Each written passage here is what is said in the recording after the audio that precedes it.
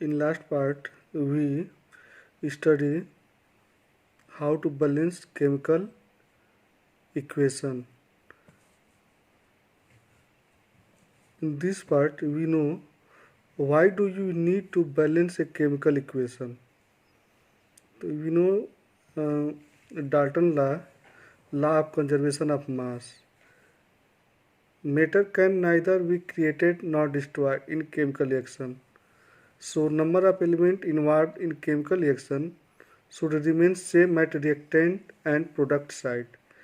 यानी कि जितना भी मालिक्यूल या एटम जो भी है जो रिएक्टेंट में है वही उतना ही मालिक्यूल और एटम का होना चाहिए, प्रोडक्ट में भी होना चाहिए. Okay, next we study types of chemical reaction. तो फर्स्ट है combination reaction. The reaction in which two or more reactant combine to form a single product. Suppose two reactant A and B react together to form new compound AB. For example, burning of coal. When carbon burn in oxygen make carbon dioxide. तो ये आपका जो है एक carbon हो गया और एक ऑक्सीजन हो गया, दोनों जब ऐड हो रहे हैं तो कार्बन डाइऑक्साइड बन रहा है. फॉर्मेशन ऑफ वाटर, हाइड्रोजन और ऑक्सीजन दोनों रिएक्ट करते हैं तो बनता है क्या, वाटर. सेकेंड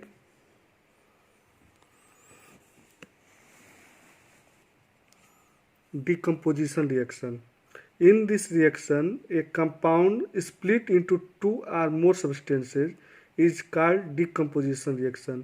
जब कोई जो है एक रिएक्टेंट हो और वो क्या हो, ब्रेक होके दो पार्ट में यानी दो प्रोडक्ट में वो ब्रेक हो जाए, उसी को क्या बोलते हैं, decomposition reaction. Decomposition reaction is three type. First thermal decomposition, second electrolytic decomposition, third photolysis decomposition. तो what is thermo decomposition reaction? तो when decomposition is carried out by heating. जब कोई प्रोडक्ट, जब कोई रिएक्टेंट हीट किया जाए यानी उसको बाहर से हीट दिया जाए और वो ब्रेक हो जाए दो एटम्स में या दो मॉलिक्यूल्स में, तो वो क्या होता है, थर्मल डिकम्पोजिशन. थर्मल डिकम्पोजिशन में जैसे कैल्शियम कार्बोनेट को जब हीट किया जाता है तो ये calcium oxide and carbon dioxide में ये ब्रेक हो जाता है. Second electrolytic decomposition. When decomposition is carried out by passing electricity. जो वाटर है, वाटर में जब इलेक्ट्रिसिटी हम करंट पास करते हैं तो ये हाइड्रोजन गैस और ऑक्सीजन गैस में ये ब्रेक हो जाता है.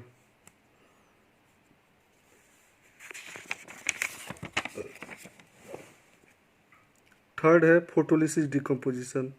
When decomposition is carried out in presence of sunlight. यानी कोई ऐसा डिकम्पोजिशन हो जिसमें जो है सनलाइट की आवश्यकता हो. जैसे सिल्वर क्लोराइड है, सनलाइट की प्रेजेंट में ये सिल्वर और क्लोरीन में जो है ये ब्रेक हो जाता है. Above reaction is used in black and white photography. ये जो सोडियम क्लोराइड का सनलाइट में जो ब्रेक डाउन होना है, ये रिएक्शन जो है पहले जो ब्लैक एंड वाइट फोटोग्राफी होती थी उसमें इसका यूज किया जाता था. थर्ड है रिएक्शन है displacement reaction.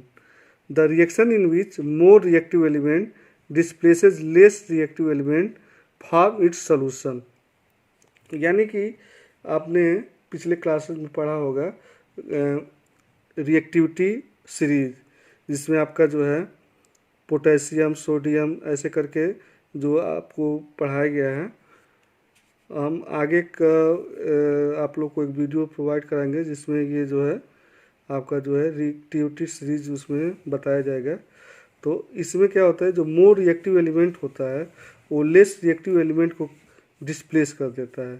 For example iron जो है, आयरन और कॉपर सल्फेट का जब रिएक्शन कराया जाता है तो इसमें जो आयरन है कॉपर से मोर रिएक्टिव होता है. तो आयरन क्या करेगा, कॉपर सल्फेट से कॉपर को डिस्प्लेस कर देगा और ये बनेगा फेरिक सल्फेट एंड कॉपर. ये आपकी एक्टिविटी है, इसमें आपको इसका प्रैक्टिकल भी होगा। जैसे ये है आयरन नेल को जब कॉपर सल्फेट सोल्यूशन में डालते हैं तो ये पहले जो है शाइनिंग होता है, बाद में जब इसमें कॉपर सल्फेट इस पे जो है कॉपर सल्फेट में जब आयरन जब जाता है तो ये क्या करेगा, आयरन इसको क्या करेगा, डिस्प्लेस करेगा, तो ये ब्राउनिश में चेंज हो जाता है। अब नेक्स्ट है double displacement reaction, a reaction in which new compound are formed by mutual exchange ion between two compound. जैसे ये सोडियम सल्फेट और बेरियम क्लोराइड दोनों का जब ये आपका रिएक्शन कराया जाएगा तो सोडियम सल्फेट और बेरियम क्लोराइड में, तो ये आपका जो है ये इसमें सोडियम सल्फेट में सोडियम जो है पॉजिटिव आयन है और सल्फेट जो है निगेटिव आयन है, और इसमें बेरियम क्लोराइड में जो है बेरियम पॉजिटिव आयन है और क्लोरीन माइनस चार्ज है। तो इसका सोडियम और क्लोरीन ये एक साथ चले जाएंगे और बेरियम और सल्फेट एक साथ चले जाएंगे, तो बेरियम सल्फेट प्लस NaCl का फॉर्म होगा। In we know what is precipitate, it is the insoluble solid that emerges from a liquid solution.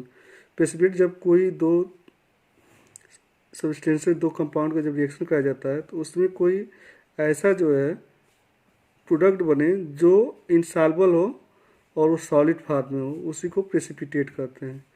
Next we know oxidation reaction, the addition of oxygen to substances, the removal of hydrogen from a substances. यानी कि कोई ऐसा reaction हो जिसमें oxygen क्या हो, gain हो और हाइड्रोजन लॉस हो। तो जब ऑक्सीजन गेन होता है तो वो एडिशन हो या गेन हो या एडिशन हो तो वो होता है आपका ऑक्सीडेशन रिएक्शन, और इसी के ठीक उल्टा जो होता है रिडक्शन रिएक्शन होता है। तो रिडक्शन रिएक्शन जो है इसमें क्या होगा, the addition of hydrogen to substance, the removal of oxygen from a substance. यानी इसमें क्या हो कि कोई ऐसा कंपाउंड हो जिसमें क्या हो ऑक्सीजन का उसमें क्या हो उससे रिमूव हो और हाइड्रोजन क्या हो गेन हो, तो ये आपका होता है रिडक्शन रिएक्शन।